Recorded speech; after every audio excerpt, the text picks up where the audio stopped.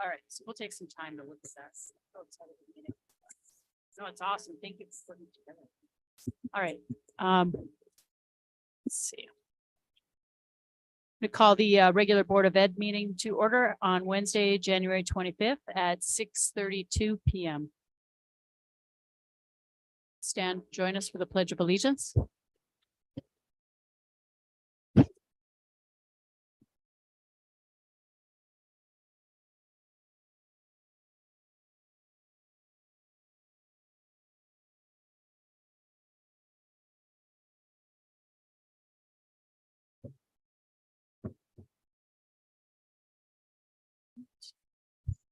And do we have any public comment on agenda items? Hands up.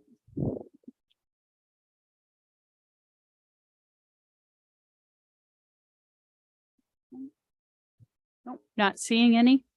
We're going to move right into our presentations this evening. We have 3 of them. The first one is Ellen Turner in student athletics speaking to co-op sports.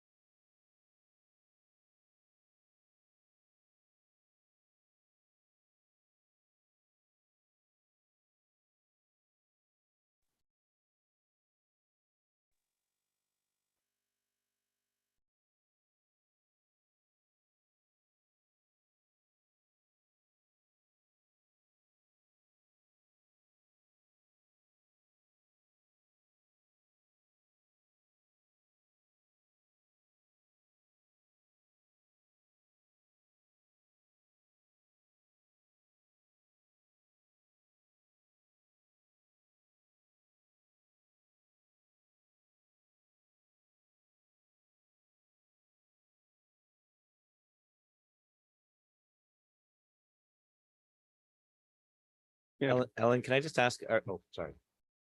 No, just real quick question. I do follow the sports, the wrestling. I wrestled, so I always had interest in our team at 12 wrestlers. I think it's.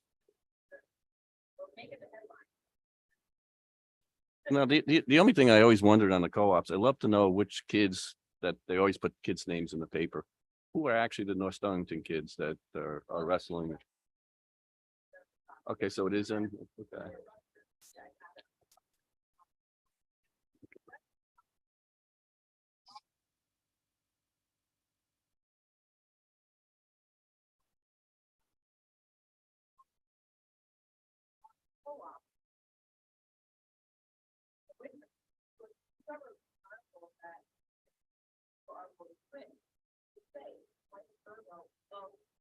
The day will do that too.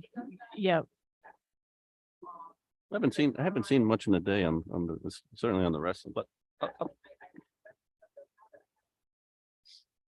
okay.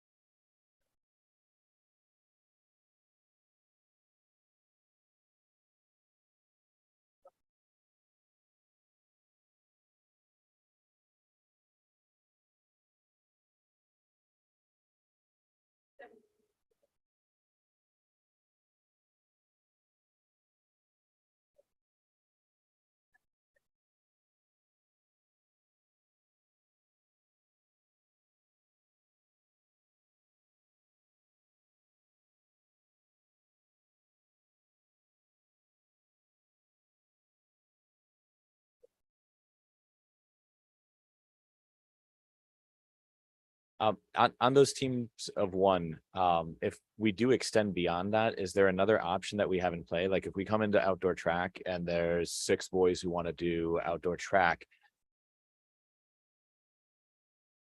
So that would be that we would need to have.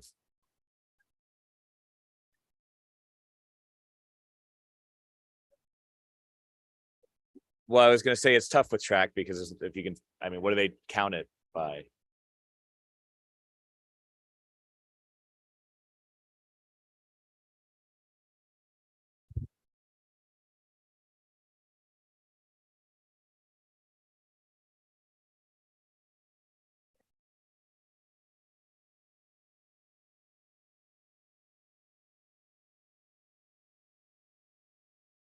If we had our own team instead of a team of one, where would they train and where would they practice? Okay.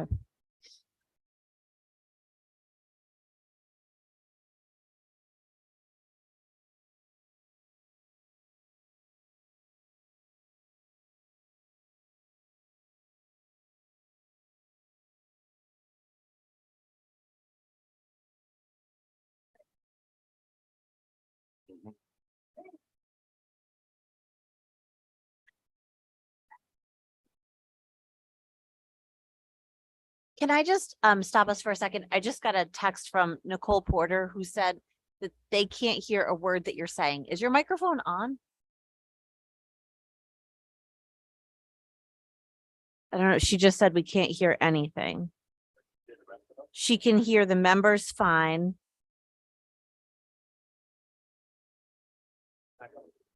Yeah, here it is.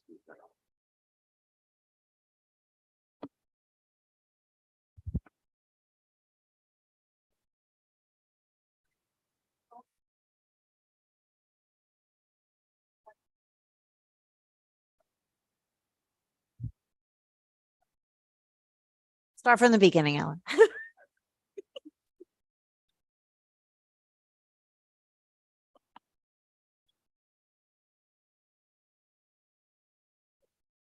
I don't, You look like you know what you're doing, chat. I don't know either. Yeah. Are we missing a channel here? I- No. They're always dead. Testing. Oh, I hear you now on that speaker. Ask.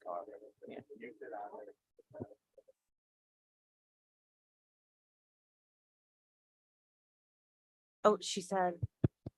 Oh, Check, check, check, check, check.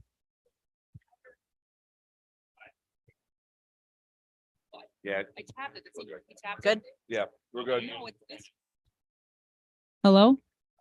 It's Okay. good. it's off again. No, it's not. Sorry, people at home. Can you hear me now? Yes, Yes. yes. All right. Yeah. All right. So the co-ops, again, the big difference between a co-op and a team of one co-op, our kids can compete with another team as one team. And it's more towards your team sports, whereas a team of one, we could do if it's like an individual, like track, swim, those kinds of things. Like our swim kids wanted to do a team. I was going to get them for a team of one, but they fought for the co-op because then they can do the relays. Because you can't do relays with 3 people. You need to have 4. They don't let you have 4, so therefore you can't do the relay unless you're a co-op. That was, I learned that. So any other questions? And again, I think our numbers might, I can probably see our numbers for track actually going up because the kids really, the 3 kids that we have going, love it. Love it, love it, love it. And we have a young boy who did football, who's probably going to do outdoor track with Griswold. He's going to be shot put and that. So that's kind of cool. Do we have any co-op people in here that want to speak? All right. Thank you, Ellen. And then I just had, did you want me to do the fall? Season Yes, recap? yes, please.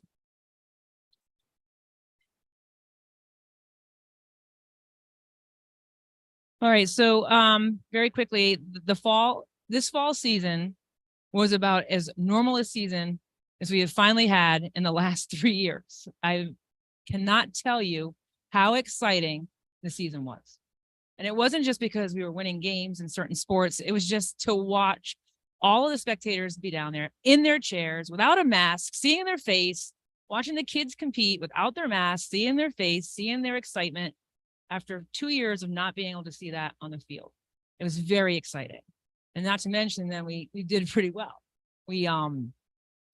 Our boys soccer team, they made the state tournament. They're very consistent about making that state tournament. It seems like it doesn't matter what team he puts out there. They end up, doing very well this year. Like, I don't want to embarrass John right here. He's here.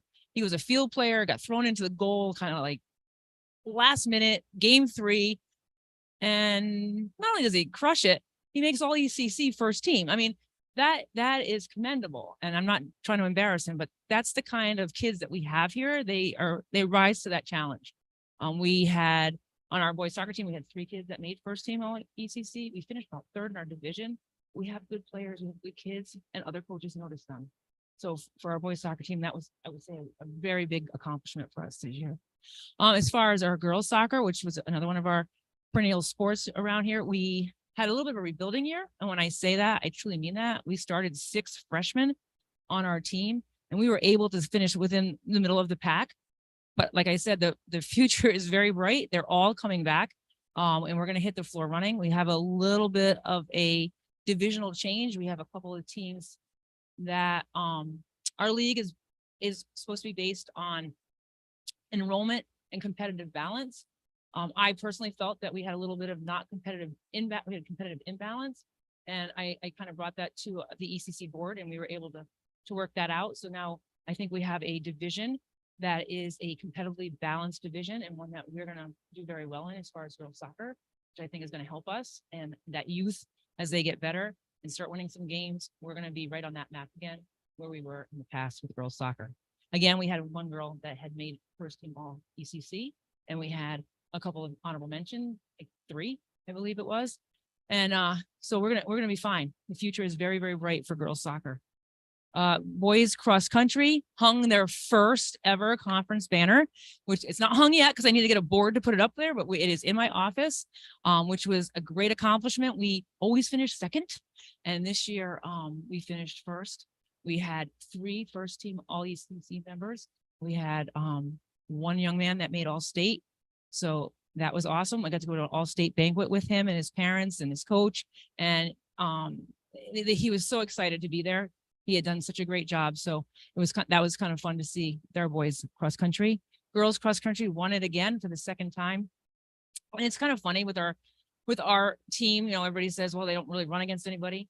Well, I'm sorry. We're the smallest school in our division. And if I can get 5 kids to run, shame on the other school for not doing that.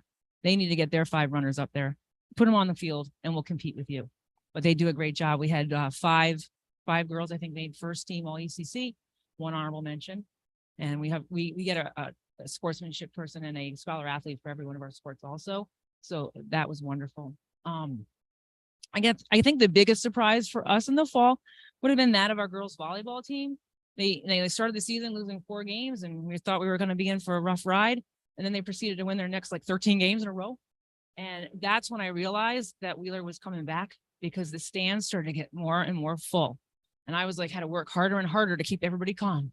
You know, I was like, okay, this is great. I'm not home until 9 o'clock. What is this? You know, I'm used to that for basketball, but volleyball, I wasn't quite ready for it, but it was exciting. It was exciting to see our kids coming to support our girls.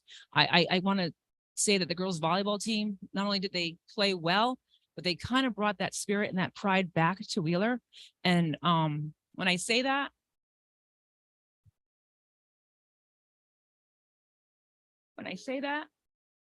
sorry, I think of, we made it to the finals of the ECC tournament, and I think all of North Stonington was there.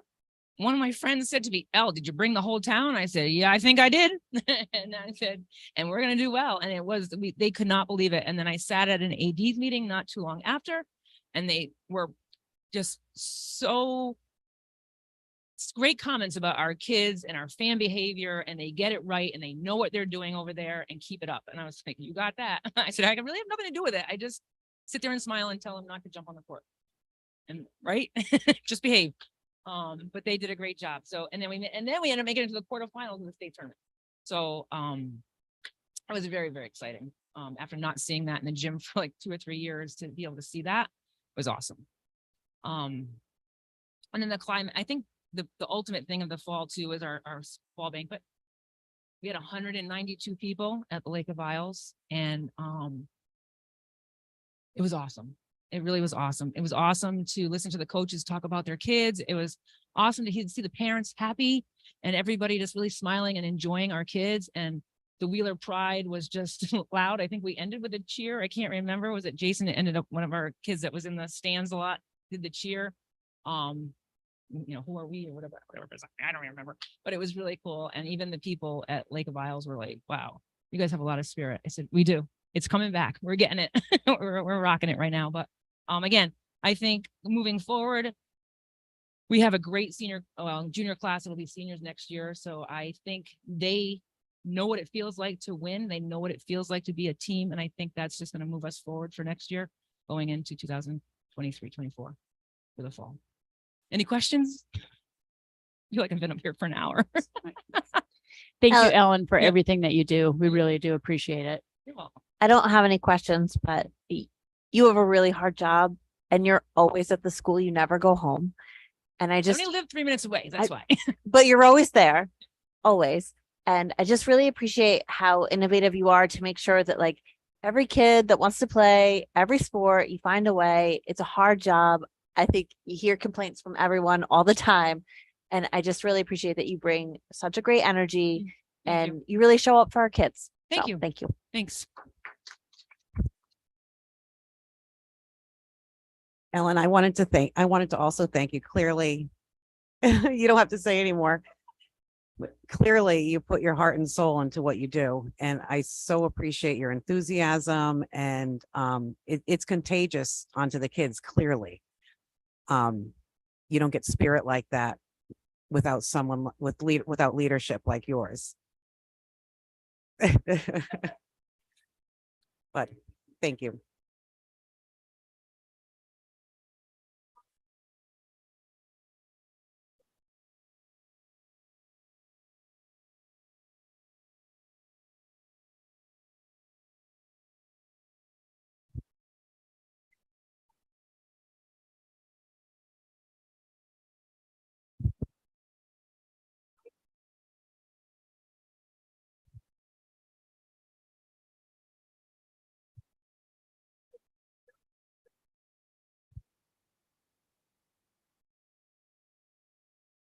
Awesome. Fantastic.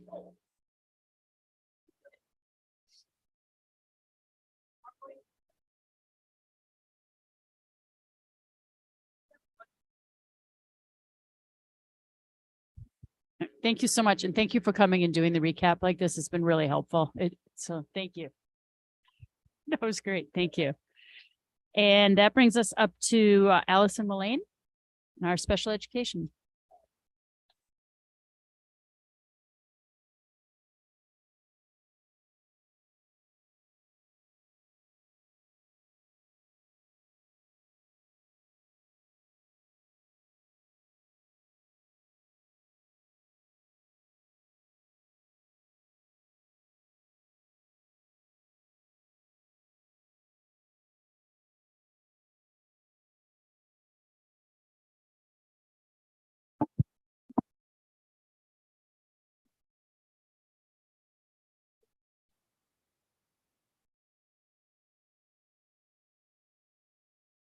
Okay, all right. I think I do. Yeah, hopefully. Yeah, I do. Well, thank you very much for allowing me to come here tonight to talk about special ed 504 laws and requirements. It's a little less exciting than sports. Thanks for the lineup, but that's all right. No, I know. So the special ed laws and requirements really fall on you, the Board of Ed, and I'm sort of your compliance officer. But it's really important that we're all on the same page and you understand what is required of the district and why. So I'm going to give a little bit quickly the laws, but first just the philosophy behind the laws. So if you look at this first frame, these students, they all, or people, have an equal opportunity to watch the game. They all have the same support, but they're not all getting the same experience. And so special education is set up so that students get equitable resources to be able to experience those equal opportunities. Standardized testing is an important part of education. We use it to monitor. Let me let Rebecca in. Standardized testing is important. It allows us to measure how well students are doing, but a lot of times for special ed students, we're getting a snapshot that doesn't really play to their strengths. So the laws behind special education really focus on making sure students have equitable resources in those equal opportunities, and that as we consider transition into either college or the world of work, we're really focusing on the strengths that students have, and we're prepping them to be contributing members of society. So here are like all the special ed laws on one slide. I'm not going to go through all of them. There's an extensive list. These are the basic ones that really drive what the district is responsible for doing. So they came about in the 1960s, really with the civil rights movement. The first law, I don't have it up there, but it was in 1966. It was the Johnson era when they decided to fund special education. But it wasn't required for all schools to provide it at that point. 1973 is the start of the 504, which is still, you know, when we talk about special ed versus 504, it started in 73 when they banned discrimination based on disability. It was later revised again in 2008, and it more broadly described what was meant by disability. And it was basically really, it encompasses impairments that substantially limit life activities. And then in 1975, that PL 94-142 is the basis for the IDEA law, which is the Individuals with Disabilities Education Act. And that's been revised over the years, but basically it mandates all of what you're responsible for doing. And so I'll just go into that here. So the district's legal requirements under 504, you're required to provide all students with a free and appropriate public education comparable to students without disabilities. So those accommodations and modifications, you're required to provide those equitable supports that students need. For special education, there's more sort of not just expectations, but there's more compliance that's required, but there's also some funding to support that compliance. So you're required to provide a free and appropriate public education in the LRE is the least restrictive environment. So students should be allowed to be in general education classrooms as much as possible with their non-disabled peers. Child find means that we have to locate, identify, and evaluate any children in North Stonington who could potentially have a disability from the age of 3 to age 22 to their 22nd birthday. Doesn't mean we necessarily have to provide services, special education services, but we do have to evaluate and identify them. The evaluations, this takes up a lot of time of our staff. So this year I estimate we're doing about 46 evaluations. Because we're doing those 46 evaluations in the district with our district staff, it's going to cost in terms of like testing materials and supplies about $2,130. One outside evaluation where we have to pay somebody outside the district because we don't have enough staff costs us $2,750. So when we have to get one initial evaluation, it costs more than all of the evaluations that we do in the district. Timelines, if we don't follow them, we get penalized and fined. Response to intervention, this is an interesting caveat. This is actually general education. So the district is required to provide good quality education with a viable written curriculum that teachers follow, that allows for and defines what high quality instruction is, and differentiation for kids who have different abilities. So in order to identify students as special education, we have to show that we've provided that high quality education and we've provided tiered supports. So we've intervened with like a math specialist or reading specialist. We've provided some supports and those students haven't responded to that intervention. Decisions all have to be made by a team, a planning and placement team. So, and parents have to be part of that team, and parents need to get prior written notice of any implementation or changes to an individual plan.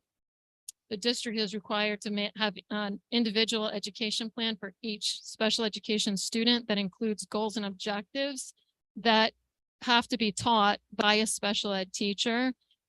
Those goals and objectives have to be measured, and there has to be a meeting annually to review and revise the plans. And that's a legal meeting. And again, those equitable resources of accommodations and modifications have to be provided. If I'm going too fast, please stop me. I'm trying to save time, and please ask questions if you have any as I go through. So qualifying for special education, in order to qualify to be a special education student, you have to have one of these disabilities. And that disability, it's not just that you have the disability, but the disability has to adversely affect educational performance, and the student has to require specifically designed instruction in order to make gains. And then eligibility must be redetermined every 3 years. So the district is required to do triennial testing, which is why we wind up having so many evaluations. So if you look up here, there's two categories, the emotional disturbance category and a specific learning disability.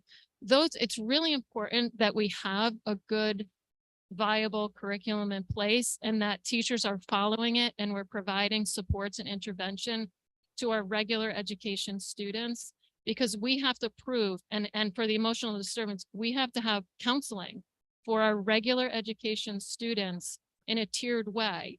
So we're seeing an increase, and it's not just North Stonington, it's across the country. We're seeing an increase in students with anxiety and depression and other mental health issues. It would be completely irresponsible of us to say that a student is emotionally disturbed when we haven't provided any counseling before doing that. We need to provide counseling and help them before we would ever give a label like that. So that response to intervention is an important piece. Qualifying for a 504 plan, it's less restrictive. So you just have to have a physical or mental impairment, and it has to affect some major life functioning. If you look at major life activities, the description, it's basically everything. Concentrating, walking, seeing, anything. And the way the law is written, this is the exact wording. You have to have that physical or mental impairment that substantially limits or have a record of such impairment or be regarded as having such an impairment. I'll let you interpret that. So I just want to give an example of the difference between what you're required to provide for 504 versus special ed. So if we have a student who has a physical disability and is confined to a wheelchair, under a 504, that disability would not affect their learning, right? They're bright. They just have the need for the wheelchair.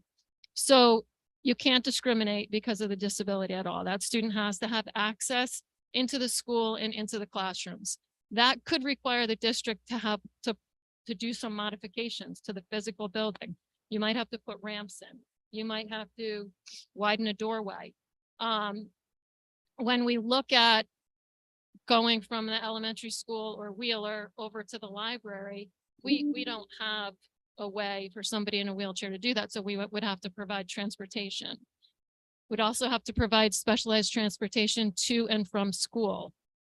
And we would have to provide accommodation. So that could be para support. We might have to have a para help that student navigate through the hallways. We might have to have a para help with physical care. So perhaps toileting, things of that sort.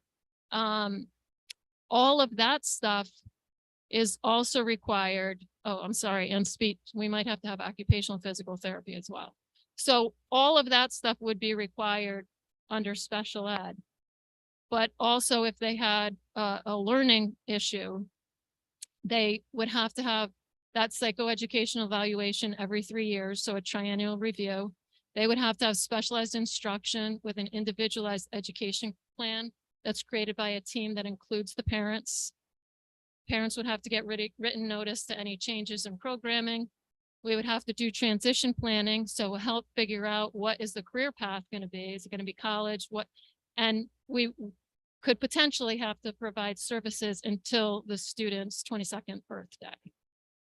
Was the age 21 at one time, or? It was COVID. I don't know if that will change back, but as of right now, it's 22. Okay. Yeah, 22nd birthday.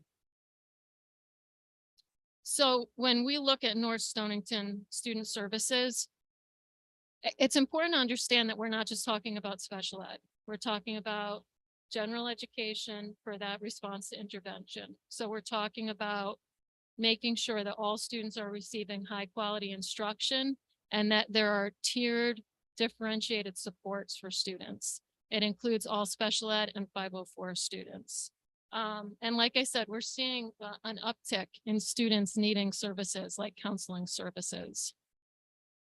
So currently in the district, we have 93 special education students and 90 students on a 504 plan.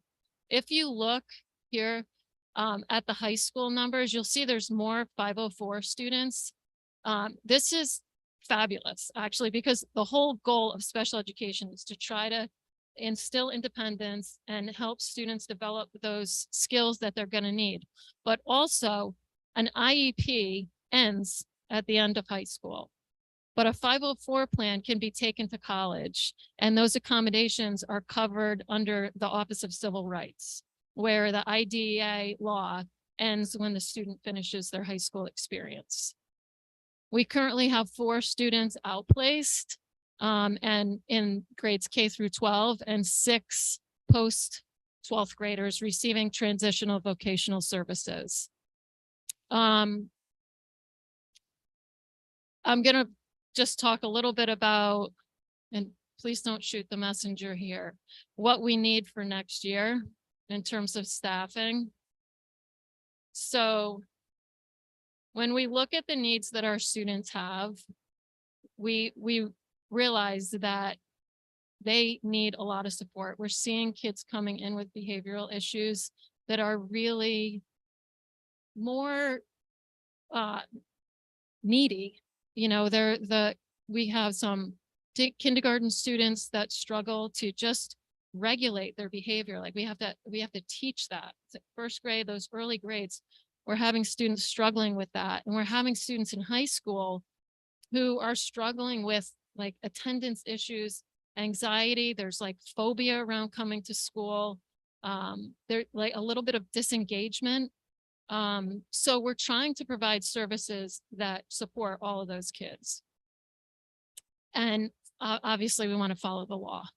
So when you look at what we're going to put forward, the largest number of workers are the paraprofessionals.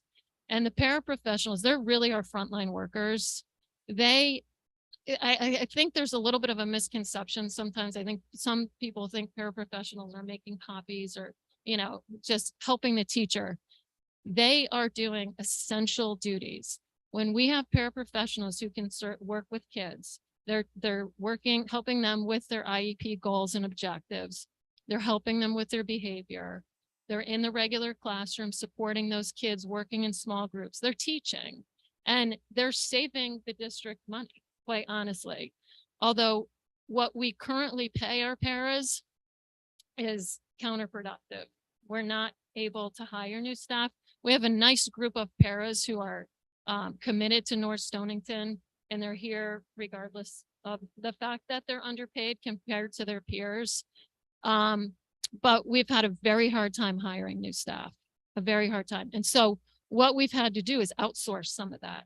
So rather than paying a para like $20 an hour to do a job, we have to outsource it. That costs you $50 an hour to outsource and hire behavior specialists, because you're not paying that person, you're paying a service, and there's overhead that comes with that service.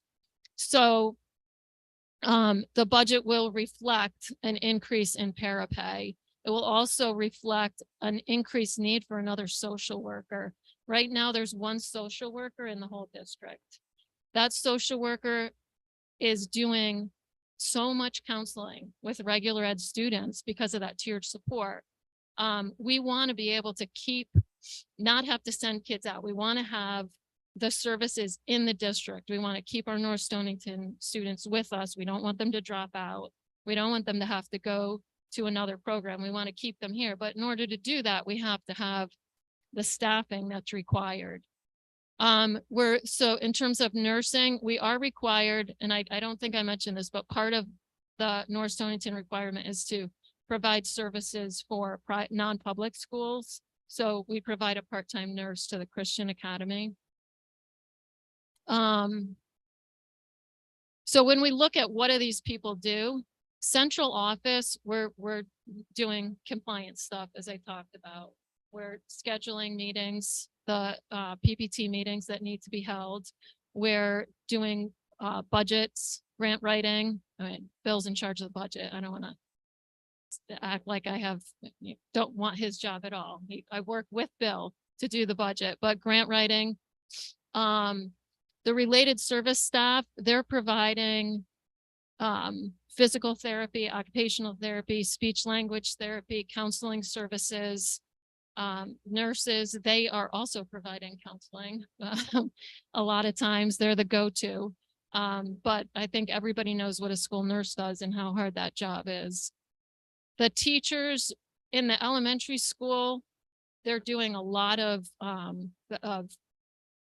instruction, like the science of reading, instruction on basic like decoding and encoding, math. In the high school, middle school and high school, they start to also focus not just on that, but also on transitional vocational skills. You'll see I have alternative ed on there because I'm also there's a little spoiler alert for the budget presentation. Whoops, sorry. I'm going the wrong way. All right.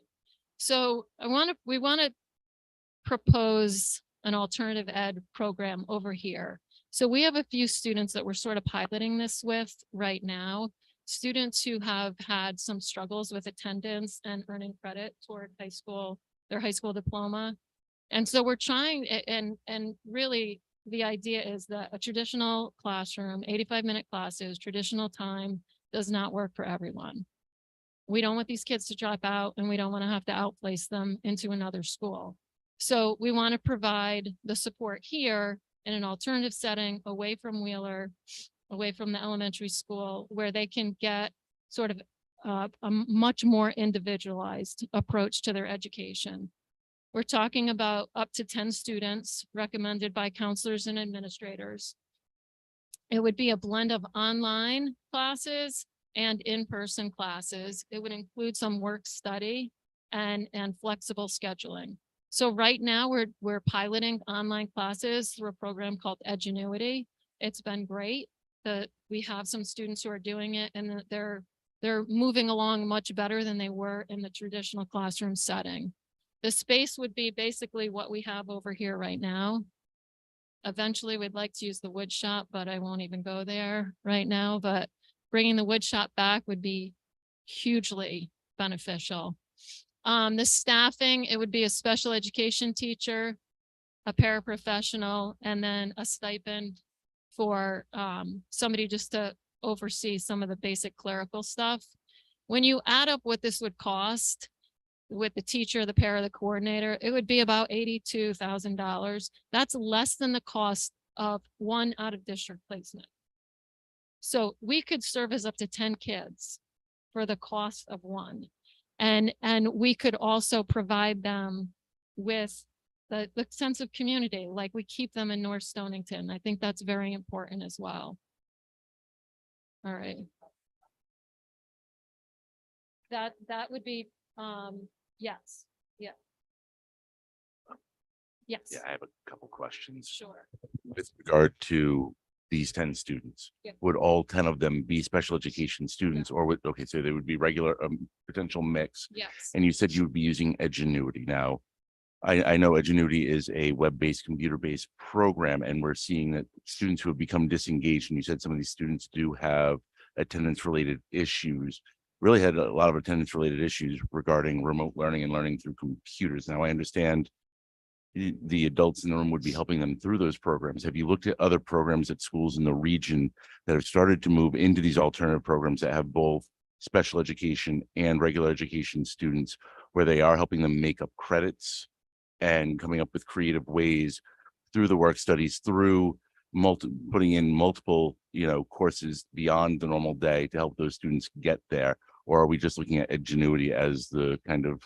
Not just Edgenuity. Edgenuity would be sort of a framework and a tool, one tool. Okay. But project-based learning, work study, hands-on kind of stuff, vocational preparation, like some of the students are doing the OSHA 10 training.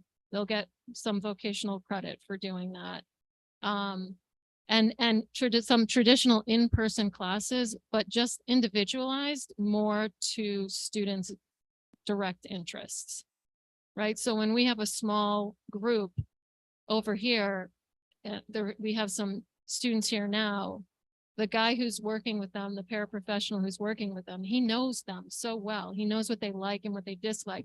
And so he can tailor even the Edgenuity lessons around what interests them. And it's not a traditional 84-minute or 85-minute class. It's like you can work for half an hour, do something different, and then come back to something else. So yes. All right, thank you. Yes. Can you, maybe I missed this, can you just give me an estimate of how much we're spending again in the out-of-district placement? So out-of-district placements vary. So the least expensive out-of-district placement I think that we have is, I want to say $277 a day per student. But it also has transportation. that does not include transportation. Transportation, $162 a day. A day. Yeah. Yep. Yeah. The other thing that we've had to do, because as I did mention it earlier, because we cannot find paras, we've had to hire Bloom Services. They're great, but it is much more costly. The district will spend probably $230,000 this year on Bloom.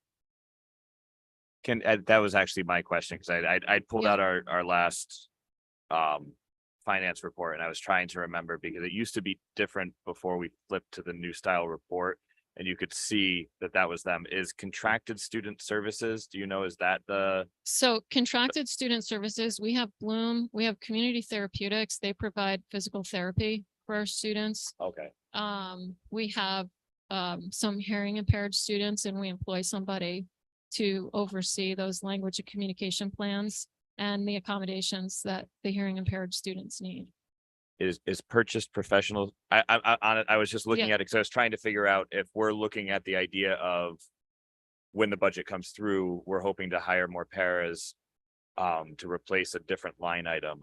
Because we have purchased professional services, and then we have the other one that I just said that I've already forgotten the term for. The Student contractual services, services is what Contractual you said. services, those are both kind of the line items where most of that outsourced work is coming in through.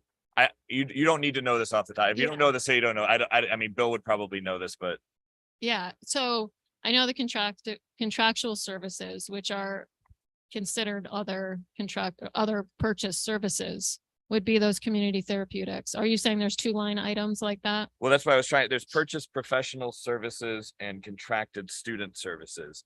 And I didn't know if those were both within that same piece, or if it was just the contracted student services that would be those outsourced behavioral therapy pieces and things like that. That's a Bill question. As a Bill, Sorry. I will Yeah, ask. I don't want to step. No, on it's just my coming lane. coming into budget. I Yeah, think that needs to be one of our. Yeah, And we will And- get a and s- cost analysis Yeah. of putting in a program like this and where the savings would be. That would all show on line items in the budget when we get that, right, Troy? right. All right. And we actively, Bill has been fabulous in this regard. We actively pursue all grants and any funding that we can get from outside sources to kind of alleviate what the district's responsibility is. Any other questions? I just want to say thank you. Yeah. You did a wonderful job of, I mean, I've been to plenty of special ed presentations and things like that. You did an awesome job of just kind of breaking it down in a way that I felt was very understandable for people, and gave a great overview. Thank you. Thanks. Yeah, and if you have any questions, you can obviously email me. I'm happy to answer them. Thank you, Thank Allison. you. We really appreciate your time tonight. Thank you. Did the admins have anything they wanted to add?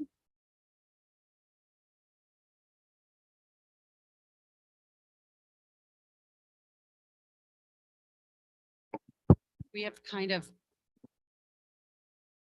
temporarily started a program over here for a fair number of students. And I'm going to be honest, it has been life-changing for some of these students who, continuously putting them into a traditional classroom and it isn't working, and what that impact is on themselves, but also the other students around. I think it's really made a huge difference. It's not perfect by any means, which is why I think we're coming forward and saying, I think we could make it something really good here. And if you look at the budget, I know we've talked about it before. I think there's better ways we could do it and save the district money and find success keeping our kids here.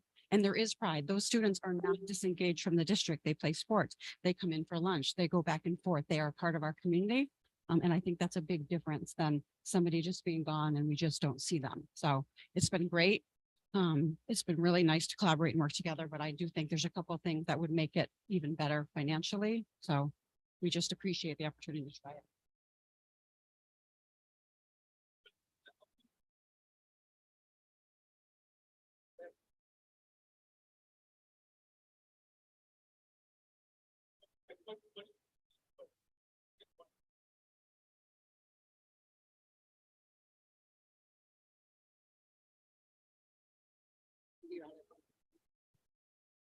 That was what she pointed out, a teacher and a para. So right now, Allison, myself, Ryan Beatty, we're all coordinating it, but ideally a teacher over there to work with, like what Brian was saying, within the program with students, all of those things would certainly make it much more efficient. Okay. Thank you.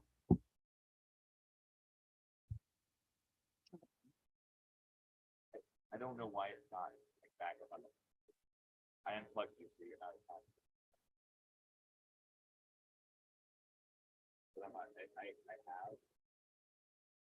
on my screen.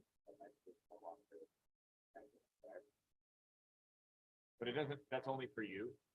So if you don't care about seeing the people who are up on here, Okay.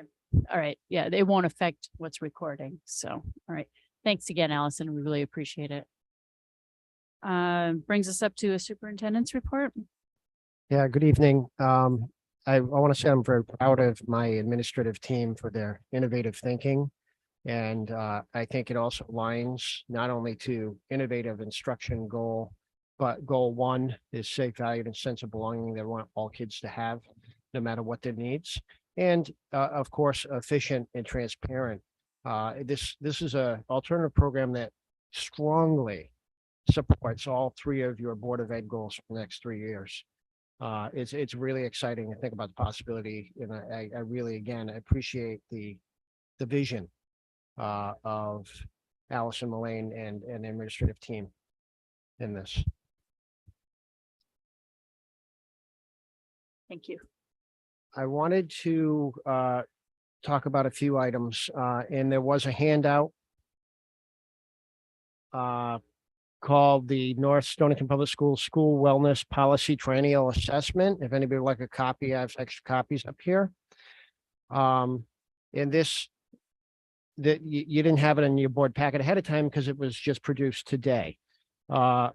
So Bill Merrill and I have spent hours trying to get this report done that was due in June of 2022. And so I believe, finally got it done. And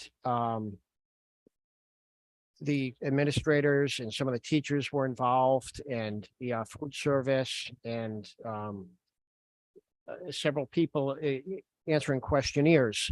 So basically the first page, front and back, is basically the narrative that's required that I had to write today. And then the rest of it is a nice scorecard on the district based on the surveys that we did. And it's really interesting. Basically, it's comparing, if you look on the survey part, there's the two columns, WellSat 3 score and WellSat 1. Well, the WellSat 3, has to do with policy. Okay, and that's the Board of Ed's responsibilities policy. Do we have wellness policies that address these things? Right. So I'm thinking, goal one subcommittee, maybe because of wellness and being safe, maybe it fits there. But do we have the policies address these things? And then the second column is, are we actually implementing the policy in some meaningful way? So the narrative basically summarizes the work that needs to be done. And so we do need to kind of restructure some of our already efforts that are happening at both schools regarding safety and wellness, but we got to have a district wellness committee that meets at a regular basis. So I'm going to work with the administrative team to kind of restructure some of the efforts to try to get more done with less time, less people, and being efficient.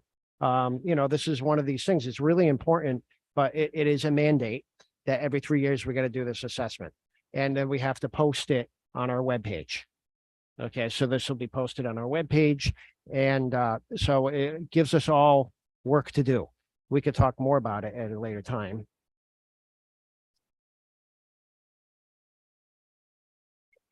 It does point out, though, when you look at it, the need to do more to support student wellness. And when you look at the fact that our elementary school students have PE once a week, in most elementary schools in the state, the students have PE more than that. And if you look at our PE fitness scores, it is in alignment with the fact that they have PE once a week and only once a week. So I'm going to give you a little foreshadowing, a little spoiler alert as to my budget presentation that you will see on February 8th. And Allison already gave you some of those clues. You might see a elementary PE teacher in the budget proposal.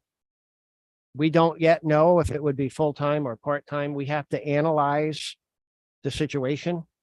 And we will then come up with what we think we need. It's very likely there'll be some form of PE teacher in that proposal, because our job is to present what the students need. Okay, the data supports it. This triennial assessment, the fitness scores, and the fact that they only get it PE once a week. And by the way, some of the behavior problems are because the kids have energy that they're not getting out. Other spoiler alerts. Allison mentioned a social worker. I fully agree. We need a additional social worker. That's whether we have the alternative program or not. We need a second social worker. Our social worker is working too hard. It's not a sustainable job. I'm glad she's still here. There'll be wood shop supplies in the budget. Okay, that's going to increase the budget. That's not the status quo budget. That's going to bring it up a bit. Wood shop supplies. We want the wood shop up and going again. Well, we got to put some money behind it.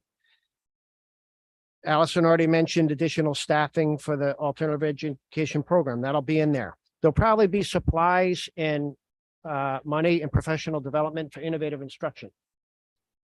There may be a part-time clerk or human resource person for the central office. All right, so a little foreshadowing. Now I want to talk a little bit about, and this is another handout, and it has to do with the district curriculum coordinator. But I want to talk more broadly about the district curriculum documentation plan that the administrators are talking about. And as you know, having curriculum, and Allison mentioned it in her presentation, you have to show that kids are mastering the curriculum or they're not. And there's the SRBI process. And what are you going to compare it to if you don't have written curriculum?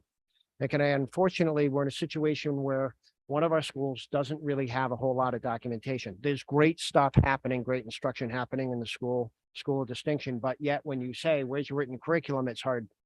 It's hard. Okay, we have to get that done.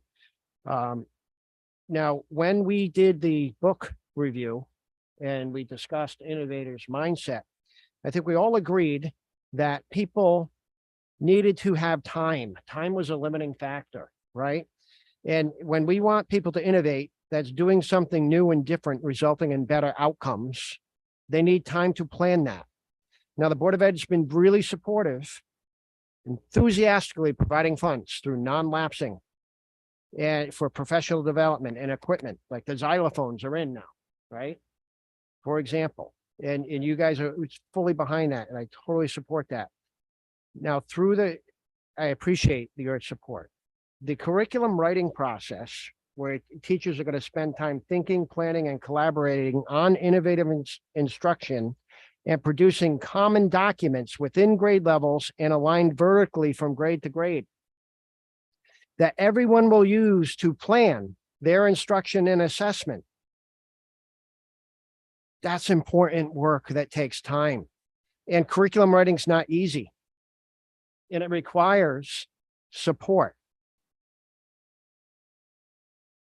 And our plan is going to include $15,000 for a district curriculum coordinator, which may be divided up into multiple people doing it, or it could be one person. And I'm proposing it goes into the administrator's contract as a memorandum of understanding, which we have not signed or anything yet. But I want to put that in the budget, that $15,000 to support curriculum writing. And when I present the budget, I'm going to compare it with similar towns, North Stonington, similar towns in enrollment and demographics. And you're going to see that a lot of them actually have a full-time curriculum coordinator to do some of the work that we're trying to do just piecemeal, and everybody wearing multiple hats. Everybody has a curriculum hat here. It's also essential if we really do want to pursue district NEASC accreditation. One of the non-negotiables is, do you have written curriculum? So not only do we have to get it done because it's the right thing to do, and for special ed and to justify like the kids are meeting the standards and learning or not, but if we want to get the district accreditation, we need it for that. So I think you're all going to support it in the end, but I just wanted to give you a heads up that I'm going to talk more about it in my budget presentation.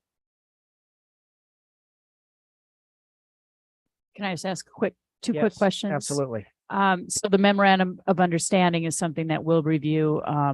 We can put it on for our next meeting in executive session since that is contractual, correct? We could do that. That's a great idea. Okay, and then my other, just for clarification, you're saying we have no written curriculum at the elementary school at this time. Is that correct? I don't know. I don't know that to be correct. I just know that there's a lot of curriculum work that needs to be done Okay, in terms of making sure that we have documents we can point to at each grade level and each subject. all right. And it's a lot of work, by the way, for an elementary school teacher who teaches all the subjects.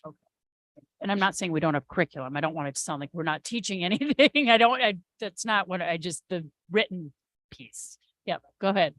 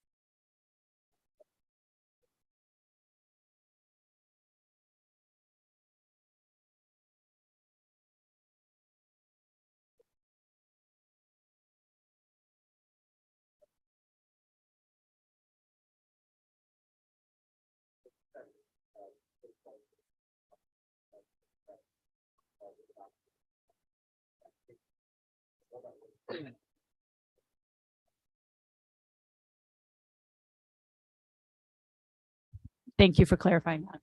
And we think you're doing a wonderful job over there. I don't want you to think, we don't think you're teaching or something. The last thing I just wanted to mention is, it's exciting, and I don't know if the kids are going to mention this. I apologize if you are.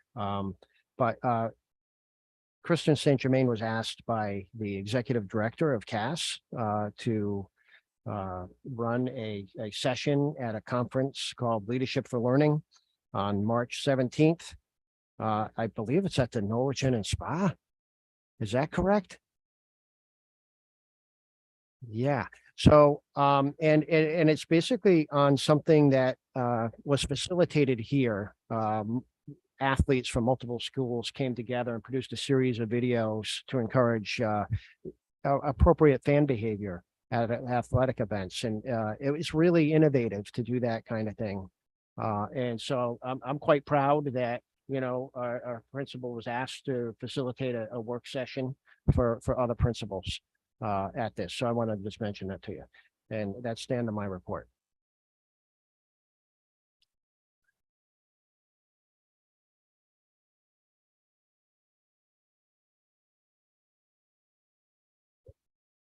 Awesome. All right, thank you. Does anybody have any quick questions for Troy? Okay. All right, so we're going to move into the student ambassadors report. Okay, so starting with the elementary school drama club is still rehearsing for their play. And there was a PTO bingo meeting for all families, and that occurred the 13th. Sixth grade had their fun nights, and that's used for fundraising, and that was on the 20th. And a couple weeks ago, it was STEAM week for the elementary school. So all the teachers had STEAM activities that were made by the STEAM team, and they do it with their classes for each grade level. And on the 9th, Unified Arts had winter themed activities in the gym. So they had like fake snow. They got to build snowflakes on popsicle sticks, fake skiing with like plates on their feet, and they got to build igloos. We'd also like to thank Mrs. Schott for organizing all the events and getting the entire school to participate. So K through 6. There was a faculty meeting on the 10th to discuss plans for NEAS, and they went over updating vision and mission for the school, and they'll update that next month as well. There's been lots of K through 12 research on the science of reading, which was mentioned earlier, and it's a most recent change. And there are 20 years of research to find a better way to learn how to read. So some teachers are beginning to have professional development on how to teach reading in a new way. And that's starting with a lot of like reading specialized teachers as well. And K to first grade is beginning to have professional development on the science of reading as well. And they're implementing this new way of teaching into their curriculum, I believe. And the elementary school is knee deep in the curriculum changes and new learning. So first grade is visiting other schools and they're starting to learn the grade 1 standards. And they're going to have the same curriculum template for K through 12, which was mentioned earlier. As of right now, this is like a year 1 of the process. So it was mentioned that like there's going to be new curriculum writing later on. And it's for the purpose of unifying grades 1 through 5, as well as relating all of the grades K through 12 for more unified district overall, which we have mentioned. Also, this Friday, the 6th graders are going to be a part of the DARE program. So that begins. And that's kind of the And for the Wheeler High School and Middle School, the mid-year assessments went well. And speaking for myself, they are mostly low stress and were completed quickly in an organized manner. Our school statements and class rubrics are used during these assessments, and students fill them out for every class to complete a self-analysis. There is also a class period where students reflect with their teachers on the results of the exam and how the exam days went. The skills we are working on are analysis, collaboration, communication, and literacy.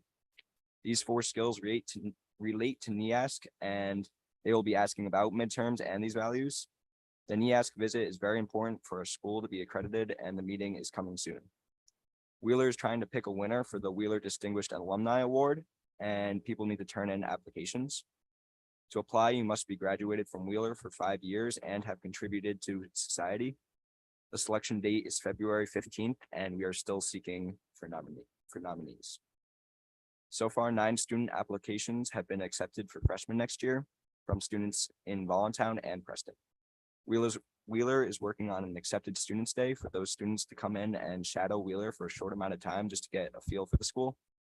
They are currently paying a $12,000 tuition, which goes into our town and is big for our school budget. The ECC has created a fan statement to share with the crowd before games and events. The statement was recently shortened, but the purpose is to tell parents and people watching that student athletes are not professional and that the game should not be treated as one. There are also radio ads on 106.5 by some of our students discussing how the gym should be a safe space for the students. Fantastic. Thank you. I'll say as a parent going through the testing this week, I think the new assessment, you guys have done a really great job. We went through it much less stressful than what midterms have been in the past. So kudos to that new program. Anybody else have any comments or questions for our students? Okay. Let's see, committee chair reports, if we want to start with our goal number 1.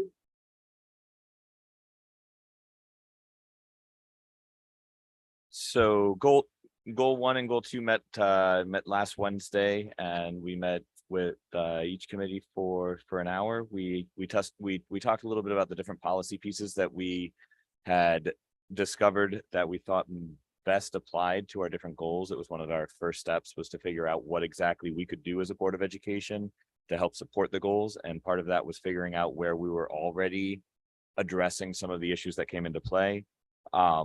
We had a couple of things that came up. I talked about the idea of adjusting our equity and diversity policy to state that it was a diversity, equity, and inclusion policy, just because it's the language that's more consistently used. And also actually specifying DEI, since that tends to be the acronym that most people would search for if they were going into policy to try and find those specific styles of policies. We also took a look at, let's see which policy it was. With our hate crimes policy, it states that that the policy should be distributed every year to parents and students, as well as to all teachers. And we were talking about the idea of perhaps talking with the administrative teams and seeing if we could have a bolded set of information at the beginning of the student handbook, where it just referenced short blurbs on these policies and directed people to be able to access them. So a quick, hey, this is what this policy would to refer to. This is where you can find that policy, as opposed, or whether or not we believed that it was important to physically hand out that specific policy to all parents and all students, as was stated in there. We're going to be continuing moving forward. I believe our next meeting is on February 1st. And we're going to continue discussing kind of next steps and where we're looking to go with some of those policy changes. The one other thing that we had talked about was adjusting one of our policies specifies certain language and replacing it with language that more directly aligns with goal 1. That had to do with our safe schools one, where it actually has valued in part of the statement, but we would change it to safe, valued, in a sense of belonging. So simple things to begin with, but hopefully moving into more in-depth pieces of those policies moving forward. So. Thanks, Chet. Goal 2. All right, so we met afterwards, and so we just kind of also looked at other policies that are out there reflecting innovative instruction. The words innovative instruction weren't really found. We did identify some areas where we could add them, such as the visual arts, grouping policies, things like that. So we're going to be looking at the next meeting of kind of rewording some of these policies to include and align with goal 2. We had lots of discussion about our innovative instruction and how we can implement this within the district. And I think our first idea is that we need to support these policies and these innovative instructional ideas through our budget. And so you kind of hinted, and we were kind of also going to hint to you to kind of maybe highlight where these innovative instruction line items might occur within the new budget. We also thought about maybe having a discussion with you, Troy, and the admins about how we can evaluate whether or not this innovative instruction is actually being implemented within the district and how maybe that might look. But we're going to kind of look to you to kind of lead that in the guidelines. And so I think that was about it. We are switching the goals meeting. So goal 2 is going to meet at 5:30. Am I right? I think I'm right on this. Okay. Right. Goal 2 is going to meet at 5:30, and then goal 1 will meet at 6:30 on February 1st in the media center. And let me just say, I know that administrators have 1,000 things on your plates, but you're always welcome at our committee meetings if these are things that you're interested in and seeing what we might be able to do. We spend a lot of time with us saying things and then going, we don't know if this is something that can even be implemented or if it's a way to go. And so it is always nice to have the people on the ground involved. No pressure, but if you feel like seeing what we're thinking about in terms of these things, please feel free to join.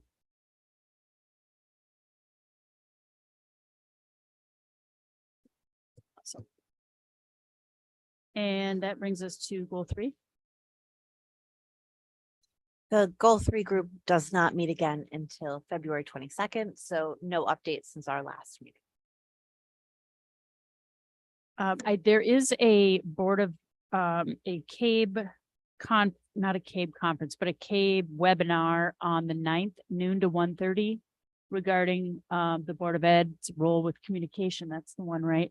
I was going to sign up for it, but I'm not available now on February 9th. So if anybody's interested in that, to let Irma know, and she can register for you.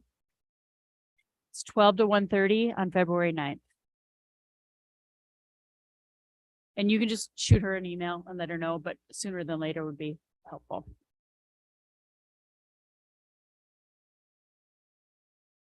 I don't have a lot to report out on other than the para-custodial contract work is starting. And I know you sent me an email on the dates. Do you know when the first one is off the top of your head by any chance? Because I feel like it was like this week or something, isn't it? Oh, excellent. What time? Okay. Okay. Okay. And other than that, I met with Troy today. We talked a lot about budgeting. Looking forward to seeing what's coming forward. I will be mentioning to the Board of Finance to listen to our meeting tonight. I think this is really important groundwork here so that they can see the work that's being done. So when we are presenting, they're not saying, well, when have you been talking about this? So I will be inviting all of them to pull up the video to see tonight's meeting as well. And I appreciate everybody coming out, staying out, and showing us everything tonight. Your presentations were fantastic. Ellen was great. So thank you so much.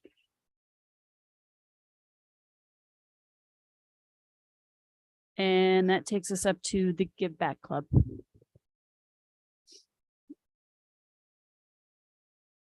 Okay, so I think last time I mentioned it in my report, and then we said, okay, can it wait to, for a vote? And I said yes, and so it's on the agenda. This is where the Give Back Club goes to Maine. They spend one night staying at a disabled veterans camp, helping out, and they did it last year, right, Kristen?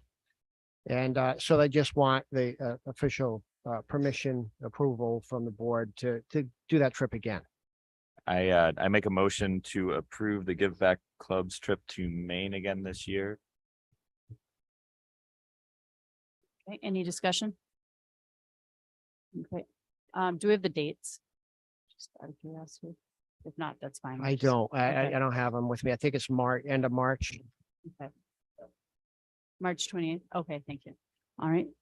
All those in favor? Aye. Opposed? Abstain. Okay, and takes us up to the London trip addendum. Oh, good.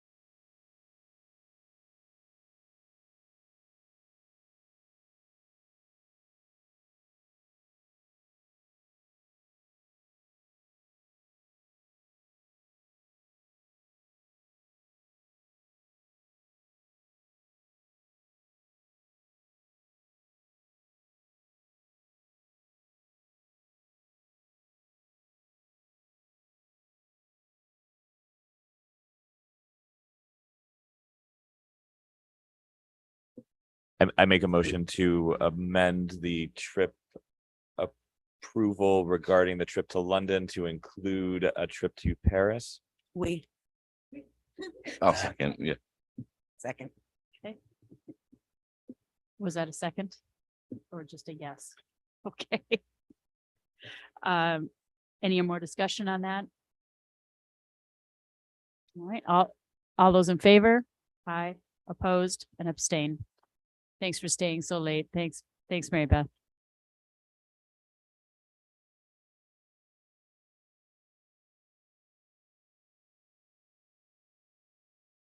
Okay, thank you. Okay, perfect. Thank you. All right, and new business. Did you want to talk any further about that? I think I talked maybe enough about this already. And I think ultimately it will probably be part of the superintendent's budget. Right now we're kind of going through, and right now we call it the business manager's budget that we're working with. And we're going to massage that into the superintendent's budget, which what you will hear on the in February 8th, and the administrators, as appropriate, will take part in that presentation at that point. When it goes to the Board of Finance, it'll just be me at that point, unless a board member wants to jump in. But I think this way you hired me to do that, and I look forward to that. I'm excited to talk about the budget with not only you, but also the Board of Finance coming up. So we'll talk about that later, the curriculum coordinator 7 position. Therapy dog. I'm not looking for approval on that right now. It's just gonna be probably part of the budget, and you guys are gonna support the parts of the budget, or you're not, and we'll do it that way, I think. Yeah, that works great. Yeah. Therapy dog. Dune is a black lab who is fully certified and trained and vaccinated and insured and would love to spend time in our schools, helping with our safe, value, and sense of belonging goal. I think it's a great idea. Rabies vaccinated, right? Yeah, we got all the paperwork here, trained. The owner is willingly going to take the dog in for visits, and everybody feels like it'd be good for the school, the kids, the staff. Other schools have done this. Our schools have done this here before the pandemic, right? And it was well received. So we're really just kind of looking for your approval for Dune to come into the buildings. I think it's a good idea. I mean, June doesn't need fingerprinting, but I'm sure that the handler, Paw prints. sorry. But I'm sure that the handler has been vetted and is going to be safe to come into schools, correct? Yes. Okay. That's correct. Students are nodding yes. Be fun to have Dune at the class. Speak- Yeah. Oh. I was just gonna say, speaking from experience, I have our business office next door to my classroom, and we have, she trains guide dogs, and therefore we have consistent dogs, right? And I'm not even a dog person, but these dogs are amazing. And just watching kids' faces light up and watching it's spectacular. It's good for the dogs and it's good for the humans. So I can see no reason why not. I make a motion to, Oh, excuse me. Sorry, can I just ask a quick question? So how, is this going to be a weekly thing, monthly? I am not quite sure of the schedule. I Okay. think it's going to be worked out between the owner and the building administrators. Okay. And then I just wanted to know if will they spend the whole day at the high school, middle school, and then elementary, or is it kind of like a broken up? Mr. Selena?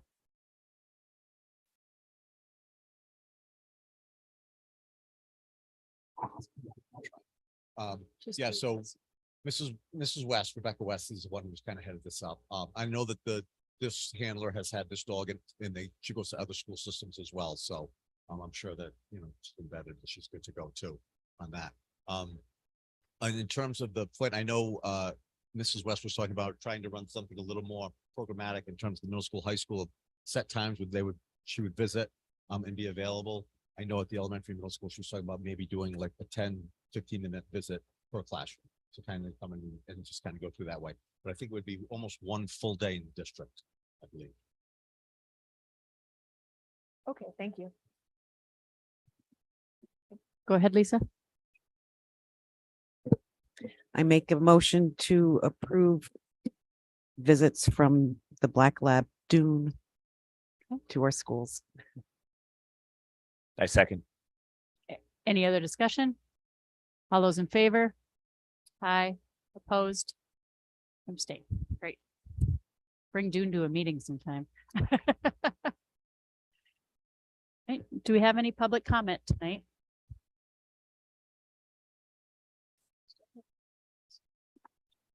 All right, any online? No. All right, not seeing any. We can get a motion to adjourn. Make a motion to adjourn?